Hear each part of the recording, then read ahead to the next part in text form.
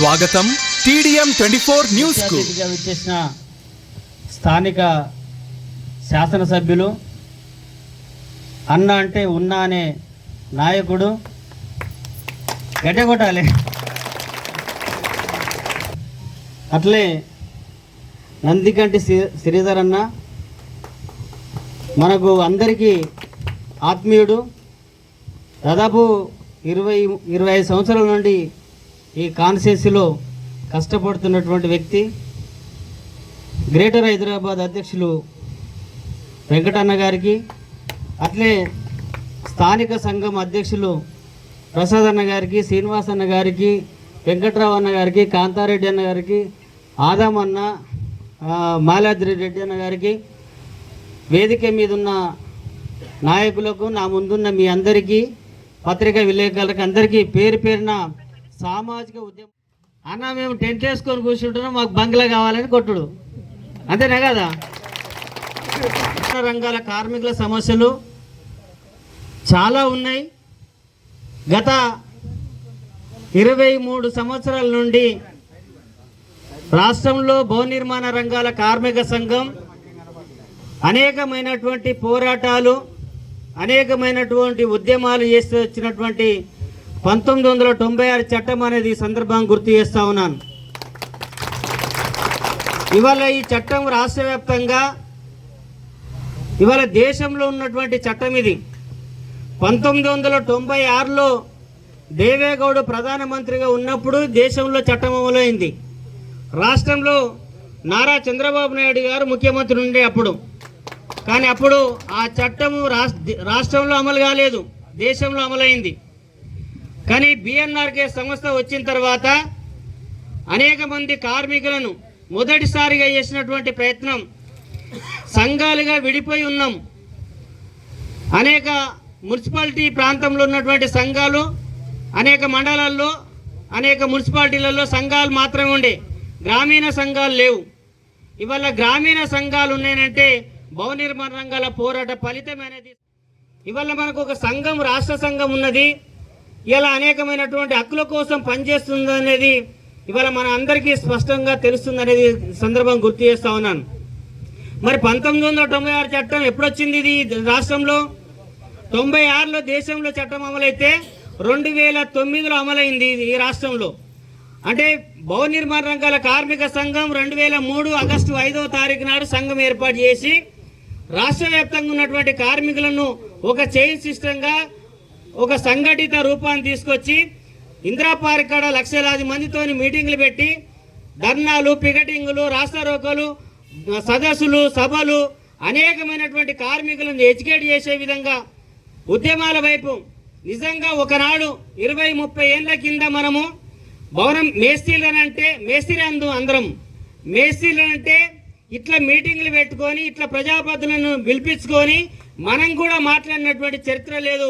కేవలం BNR case వచ్చి Indira park కాడ వేలాది మందితో మీటింగ్ పెడితే అప్పుడున్నటువంటి కాంగ్రెస్ గవర్నమెంట్ రాజశేఖర రెడ్డి గారు సమీక్ష సమావేశాన్ని పెట్టి ఈ రాష్ట్రంలో 1996 చట్టం అమలు చేస్తున్నామని చెప్పేసి ప్రకటన చేయడం జరిగింది. మనం 7వ తారీఖు నాడు వాళ్ళ దగ్గరికి పోయి కలిసిన తర్వాత అప్పుడున్నటువంటి లేబర్ మినిస్టర్ వినోద్ గారిని కలవమంటే అక్కడ పోయి కలిసినాం. వినోద్తోని మాట్లాడి చట్టం అమలు చేస్తున్నామని చెప్పి వాళ్ళు కూడా చెప్పడం జరిగింది. ఆ తర్వాత పరిణామంలో మన రాజశేఖర రెడ్డి గారు చనిపోవడం జరిగింది. ఆ తర్వాత రోసయ్య దగ్గరికి పోయినాం. రోసయ్యతోనే ఆ చట్టం 2009 అక్టోబర్ 2వ తారీఖు నాడు 2009 అక్టోబర్ 2వ తారీఖు నాడు ఈ రాష్ట్రంలో చట్టం అమలైందనేది సందర్భంగా గుర్తు చేస్తా ఉన్నాను. రాష్ట్రంలో మొదటిసారిగా సంక్షేమ పథకాలు ఇచ్చే దాంట్లో చనిపోయిన వాళ్లకు 60,000 రూపాయలు ప్రమాదవశాత్తు, సాధారణంగా చనిపోతే 30,000 రూపాయలు, 5,000 రూపాయలు డెలివరీకి సంబంధించింది, మ్యారేజ్ గిఫ్ట్కి సంబంధించింది. ఇట్లా ఒక 4-5 స్కీములు పెట్టి రాష్ట్రంలో అమలు చేయడం జరిగింది. అమలు చేస్తున్నటువంటి చట్టాన్ని ఇవాళ మనము 10 లక్షల రూపాయలకు ఇన్సూరెన్స్ తెప్పించుకునే విధంగా ఉద్యమాలు చేసినామనే సందర్భం గుర్తు చేస్తా ఉన్నాను. ఆ తర్వాత వచ్చినటువంటి బీఆర్ఎస్ ప్రభుత్వం వచ్చిన తర్వాత 6,30,30,000 రూపాయలు ఇన్సూరెన్స్ గా పెంచడం జరిగింది.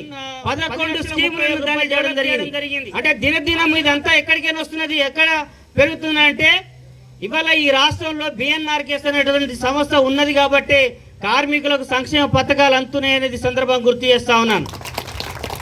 ఇంత కఠినంగా ఎందుకు చెప్పగలుగుతున్నామంటే ఇవాళ 29 రాష్ట్రాల్లో ఈ చట్టం అమలు ఉండాలి, కానీ ఎక్కడ కూడా లేదు.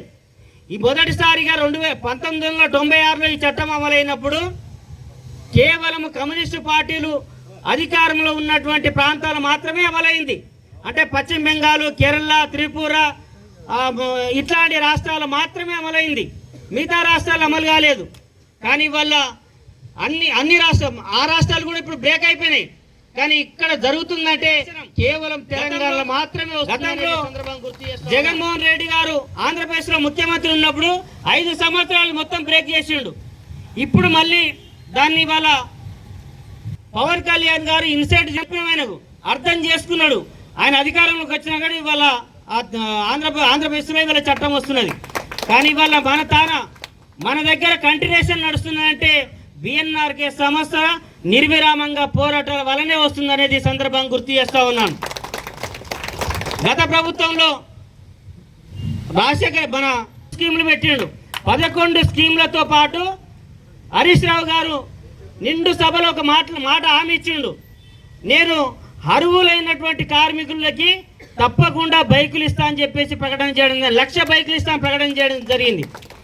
నిజంగా అది హర్షించదగ్గ విషయం. మేమంతా హరీష్ అన్న పోయి మళ్ళీ కలిస్తే దానికి ప్రాసెస్ స్టార్ట్ చేసారు. దురదృష్టం గవర్నమెంట్ పోయిన తర్వాత బైకులు బ్రేక్ అయిపోయినాయి. మళ్ళీ వస్తే మళ్ళీ బైకులు వస్తే ఏమైనా బిల్డింగ్ నిర్మాణం చేసిన కాడ 100% సెస్ వసూలు చేస్తే 100% వసూలు చేస్తే ఇవాళ వెల్ఫేర్ బోర్డులో సంవత్సరానికి 5,000 కోట్ల రూపాయలు ఉంటున్నాయి అనేది సందర్భం గుర్తు చేస్తా ఉన్నాను. సంవత్సరానికి అన్ని వేల కోట్ల రూపాయలు ఉంటున్నాయంటే ఇవాళ మనం చేస్తున్నటువంటి శ్రమ ఫలితమే. మనం బిల్డింగ్లు నిర్మాణం చేస్తేనే ఆ సెస్ వసూలు అవుతున్నది. ఇంకా చట్టం 1996 చట్టంలో ఏం చెప్తుందంటే 10 లక్షల కన్స్ట్రక్షన్ వెబా ఉన్నటువంటి కన్స్ట్రక్షన్ దగ్గర ఎక్కడైనా ప్రైవేటు రంగంలో కూడా వసూలు చేయాలనే ఒక చట్టం ఉన్నది.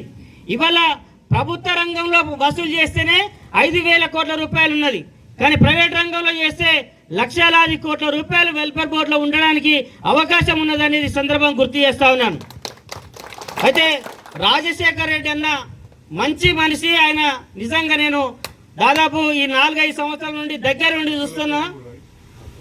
ఏదన్నా మాట్లాడమన్నప్పుడు కానీ ఏదన్నా ఆయన దగ్గరికి ఏదైనా అంశం మీద పోయినప్పుడు చాలా కులంకుశికంగా దాని మీద చర్చ పెట్టేటువంటి దాన్ని పూర్తిగా కాబట్టి అన్ని విషయాలు ఎవిడెన్స్తోనే మాట్లాడితే బాగుంటుంది అనేటువంటి వ్యక్తి. నేను గతంలో కూడా చెప్పిన, అసెంబ్లీలో మీరు మాట్లాడాలన్నా భవన కార్మికుల గురించి అని చెప్పిన, దానికి సంబంధించిన ఎవిడెన్స్ అంతా తీసుకురా అని చెప్పిండు. నేను కూడా ఒకసారి తీసుకొచ్చి ఇచ్చిన అనుకుంటా. అయితే ఏమున్నదనంటే ఇవాళ వెల్ఫేర్ బోర్డులో ఉన్నటువంటి డబ్బునంతా ఈ ప్రభుత్వం కాజేయడానికి ఒక పెద్ద కుట్ర చేస్తున్నటువంటి తరుణం కనిపిస్తున్నది.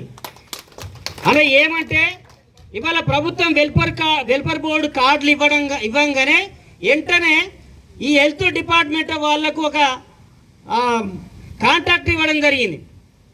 ఆ కాంట్రాక్ట్ ఇవ్వడం వల్ల ఏమవుతుందంటే 350 కోట్ల రూపాయలు వెల్ఫేర్ బోర్డు నుంచి తీసి ఆ హెల్త్ చెకప్లకు సంబంధించి ఇచ్చారు. ఓకే, హెల్త్ చెకప్లు కార్మికులకు ఇవ్వడం మంచిదే, మనం దాన్ని వ్యతిరేకించాల్సిన అవసరం లేదు, అవునా కాదా? కానీ ఒకవేళ మనకు ఒక వ్యాధి వెళ్తుంది, HIV వెళ్ళొచ్చు, టీబీ వెళ్ళొచ్చు, ఇంకా రకరకాల వ్యాధులు ఉంటాయి కదా, పెద్ద వ్యాధులు ఉంటాయి కదా, అవి వెళ్ళినాయంటే పరిస్థితి ఏంది? ఇప్పుడు ఏం చెప్తుందంటే ప్రభుత్వ అంటే హెల్త్ చెకప్ చేస్తే ఆయనకి ఏదైనా వ్యాధి బయటపడితే ఇదే గవర్నమెంట్ హాస్పిటల్ పోయి చెక్ చేసుకోవాలని చూయించుకోవాలన్నట. అంటే ఎందుకు మరి ఇప్పుడు ఈ హెల్త్ చెకప్లు ఎందుకు అంటే దీన్ని అనుకున్నటువంటి కథ ఏంటంటే ఒక వ్యక్తికి హెల్త్ చెకప్ చేస్తే 3,600 రూపాయలు ఆ డిపార్ట్మెంట్కి వెళ్ళిపోతున్నాయి. ఎంత? 3,600 రూపాయలు హెల్త్ చెకప్లకి వెళ్ళిపోతున్నాయి. దాని మీద మొత్తం ఎంత అవుతుంది అమౌంట్ ఏంటంటే 15 లక్షల మంది కార్మికులకి వెల్ఫేర్ బోర్డు ఇది సభ్యత్వం పొందున్నారు. 15 లక్షల మంది ఉన్నారు. 15 లక్షల మందికి మొత్తం హెల్త్ చెకప్లు చేస్తే దాదాపు ఒక 1,000 కోట్ల రూపాయలు పోతాయి. ప్రస్తుతం 350 కోట్ల రూపాయలు వాళ్ళకి తీసిరు, వాళ్ళకి ఇచ్చేసారు. ఇప్పుడు చెక్ చేసి అమౌంట్ వదిలిపెట్టేస్తే మళ్ళీ గవర్నమెంట్ హాస్పిటల్ పోవాలన్నట. అంటే మన బిఎన్ఆర్ కేసు కానీ మన సంఘాలు ఏం వ్యతిరేకిస్తున్నాయి దాని మీద అంటే ఆ హెల్త్ చెకప్లు మనకు అవసరం లేదు. ఒకవేళ హెల్త్ చెక్ చేస్తే మాకు వ్యాధి వెళ్తే నువ్వు దాన్ని ట్రీట్మెంట్ ఇచ్చేటువంటి బాధ్యత నువ్వు తీసుకోవాలి కదా, అది తీసుకోడంట. ఎందుకు మరి మనకు అది అన్నగారు అసెంబ్లీ ఎప్పుడు స్టార్ట్ అయితే అప్పుడు మాట్లాడి దాన్ని ఆపేసేటువంటి ప్రయత్నము రాజశేఖర రెడ్డిని చేయాలనేది మనందరి తరఫున విజ్ఞప్తి చేస్తా ఉన్నా. గట్టిగా ఒకసారి చప్పట్లు కొట్టాలి.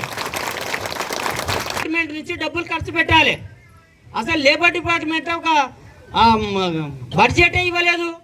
లేబర్ శాఖకు బడ్జెటే లేదు. 1500-2000 కోట్ల రూపాయలు ఇచ్చారు. కానీ మన తాను 5000 కోట్ల రూపాయలు ఉన్నాయి. వాళ్ళకేం తీయకుండా మన దాంట్లోకేనే మన డబ్బులు ఎంత 300 కోట్ల రూపాయలు ఖర్చు పెట్టారు దాని సుందరీకరణ పేరు మీద. ఒకవేళ అన్ని శాఖలకు సంబంధించి లేబర్ డిపార్ట్మెంట్ అన్ని శాఖలకు సంబంధించినటువంటి ఆ ఆఫీస్ అది ఖజానా ఎక్కడి నుంచి రావాలి? ఆర్థిక ఖజానా నుండి రావాలి కదా. మన కష్టం నుంచి మన వెల్ఫేర్ బోర్డు నుంచి 300 కోట్ల రూపాయలు ఖర్చు పెట్టారు. ఇది దుర్మార్గమైనటువంటి చర్య కాబట్టి ఆ డబ్బులు రిటర్న్ వచ్చే విధంగా మనం పోరాటం చేయాల్సిన అవసరం ఉందనేది సందర్భంగా గుర్తు చేస్తా ఉన్నాను. సక్రమంగా ఖర్చు పెడితే ఇవాళ అవి ప్రతి కార్మికుడికి 60 సంవత్సరాలు వర్తించేది. 60 సంవత్సరాలు దాటితే ఆయనకి మళ్ళీ వర్తించదు, తీసేస్తున్నారు. ఇప్పుడు ప్రభుత్వ ఉద్యోగస్తులను ఒకవేళ ప్రభుత్వం నుంచి ఉద్యోగం విరమణ చేస్తే పెన్షన్ ఇస్తురా లేదా? మరి మనకు కూడా ఇవ్వాలా లేదా?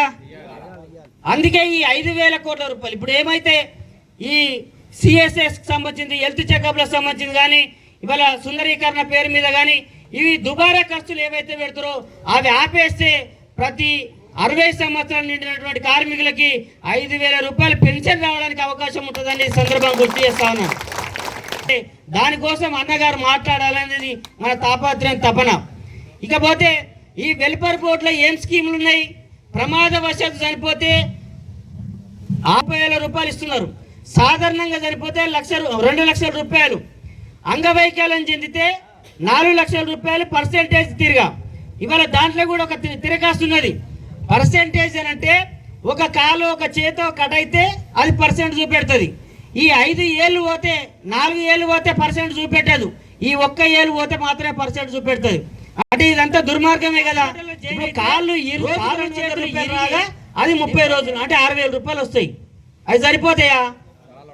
అంటే 70-80 వేల రూపాయలు ఖర్చు పెట్టుకున్నటువంటి కార్మికులు ఉన్నారు. అంటే ఈ స్కీమ్ దాన్ని కూడా వర్తించే విధంగా ఉండాలనేది మనం డిమాండ్ పెట్టాల్సిన అవసరం ఉందనేది సందర్భంగా గుర్తు చేస్తా ఉన్నాను. వాళ్ళకి ఎక్కువ ఉపయోగపడుతున్నది. మరి బతుకున్న వాళ్ళకి ఏం కావాలి? బతుకునే విధంగా ఉండాలి కదా. డబ్బులు లేక కాదు. ఇవాళ ఏ రాష్ట్రంలో జరగలేనటువంటి సెస్ వసూలు అవుతుంది, ఏ రాష్ట్రంలో జరగనటువంటి ఇన్సూరెన్స్ క్లెయిమ్ అవుతున్నది. ఇవాళ మంచిగా జరుగుతున్నది. కానీ డబ్బును ఈ గవర్నమెంట్ వచ్చిన తర్వాత ఈ మన కేసీఆర్ మన ఈయనవాళ్ళు రేవంత్ రెడ్డి వచ్చిన తర్వాత ఇంకొక స్కీమ్ మంచిది పెట్టిండు ఆయన. ఎట్లాంటిదంటే ఇవాళ ఆయన ఇంతకుముందుకేమో ప్రభుత్వం నుండే ఇచ్చేటువంటి స్కీము ఇవాళ బీఆర్ఎస్ ప్రభుత్వం వచ్చినప్పుడు కానీ గత కాంగ్రెస్ ప్రభుత్వంలో కానీ ప్రభుత్వం ఇచ్చే విధంగా ఉండే. కాబట్టి ఈయన వచ్చినాక ఏ స్కీమ్ పెట్టిండంటే ఇది ప్రైవేట్ పరం చేసినటువంటి స్కీమ్ పెట్టాడు. డెలివరీకి సంబంధించింది, మ్యారేజ్ గిఫ్ట్, ఈ 4 ఏవైతున్నాయో ప్రైవేట్ చేయడం జరిగింది. ప్రైవేట్ ఇన్సూరెన్స్ కంపెనీలకు దానికి ఒక 350 కోట్లు ఇచ్చేసిండు. ఇచ్చి మొత్తం సంవత్సరం అయిపోయింది ఇప్పుడు అది. అయితే ఇంతకుముందుకు ఏముండంటే ఓ కార్మికుడు చనిపోయిన తర్వాత 8-9 నెలలు వాళ్ళకు ఆ కార్డు చూసుకోకనో లేకపోతే లేబర్ డిపార్ట్మెంట్ ఎన్నో తెలియక మన సంఘాలకు కలవక తర్వాత ఎప్పుడో ఆ కార్డు చూసుకుంటే కూడా సంవత్సరానికి కూడా డబ్బులు వచ్చినాయి. చనిపోయినటువంటి కార్మికులకు సంవత్సరానికి కూడా వచ్చినాయి గత బీఆర్ఎస్ ప్రభుత్వంలో. ఇప్పుడు ఈ గవర్నమెంట్ ఏం పెట్టిందంటే ఈ ప్రైవేట్కి ఇవ్వడం వల్ల ఆయన 3 నెలలు టైం పెట్టిండు. 3 నెలల్లో ఈ అప్లికేషన్ వేసుకోకపోతే డబ్బులు ల్యాప్స్ అయిపోతాయి. డబ్బులంతా ఎవరికి మిగులుతున్నాయి? ప్రైవేట్ వాడికి మిగులుతున్నాయి. ప్రైవేట్కి ఎందుకు ఇచ్చిందంటే ఇప్పుడు చక్కగా గవర్నమెంట్ వెల్ఫేర్ బోర్డుల నుంచి డబ్బులు తీయడానికి ఛాయిస్ లేదు. ఎందుకంటే ముఖ్యమంత్రి దానికి సంబంధించిన అధికారులకు ఇచ్చిన తర్వాత 100 కోట్లు తీసుకోవడానికి అవకాశం ఉంది కదా. ఎవడు 100 కోట్లు ఇస్తాడో వానికి అగ్రిమెంట్ ఇస్తాడు. క్లారిటీగా అర్థమవుతుంది కదా. అట్లా ఇవాళ 350 కోట్ల రూపాయలు తీసేసారు. అందుకే ఇప్పుడు సంవత్సరం అగ్రిమెంట్ అయిపోయిందన్న, మొన్న నెలకే అయిపోయింది, ఫస్ట్కే అయిపోయింది. ఇప్పుడు మళ్ళీ కొత్తగా తీసుకోకుండా ఆపాలని మేము చాలాసార్లు జిల్లాలలో ధర్నాలు చేసినాం, రాస్తారోకలు చేసినాం, లేబర్ డిపార్ట్మెంట్లు కలిసినాం, కమిషనర్ కలిసినాం, ప్రిన్సిపల్ సెక్రటరీ కూడా కలిసినాం, అన్ని రంగాల డిపార్ట్మెంట్లకు సంబంధించిన లేబర్ మినిస్టర్ కూడా చెప్పినాం. ఇవాళ దురదృష్టం ఏంటంటే మన లేబర్ మినిస్టరు కార్మిక బాధలు తెలిసినాడు అనుకున్నాం. ఆయన పెట్టుబడిదారి విధానంతో వచ్చిండు కాబట్టి పెట్టుబడిదారి విధానంతోనే ఉన్నాడు ఆయన.